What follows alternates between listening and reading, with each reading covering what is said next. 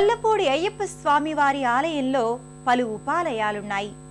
ఈ ఉపాలయాలలో అయ్యప్ప పరివార దేవతల్ని స్వామి భక్తులు దర్శించుకుంటారు.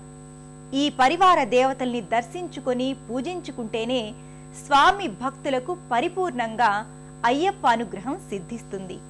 అయ్యప్ప దేవాలయాలన్నింటికీ ఆగమ నియమాలు, పరివార దేవతల ఆలయాల నిబంధనలు శబరిమల ఆలయం ప్రకారం ఉంటాయి. ఈ నేపథ్యంలోనే గొల్లపూడి అయ్యప్ప స్వామి ఆలయంలో కూడా అయ్యప్ప పరివార సన్నిధులున్నాయి. ఈ పరంపరలో మొదటిది మహాగణపతి ఆలయం.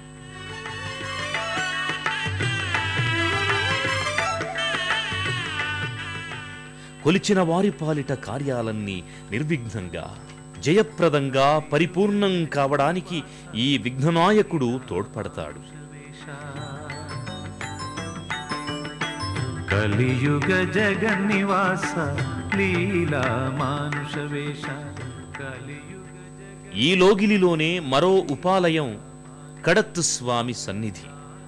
నల్లరాతి మూర్తిగా పుష్పమాలిక ధరించి స్వామి గోచరమవుతాడు. ఈ సన్నిధి పక్కనే కురుప్ప స్వామి, కురుస్వాయమ్మ లోగిలి ఉంది. ప్రతి అయ్యప్ప సన్నిధిలో ఉండే మరో ఆలయం మాలికాపురత్తమ్మ ఆలయం. ఈ దేవతనే మాలికాపురం దేవిగా, దుర్గాంశ సంభూతురాలిగా భక్తులు ఆరాధించుకుంటారు. పద్మాసన స్థితగా, వరద అభయ హస్తముద్రలతో అభీష్ట వరదాయినిగా మాలికాపురత్తమ్మ పూజలందుకుంటోంది. ఇదే లోగిలిలో నాగదేవతా సన్నిధి ఉంది.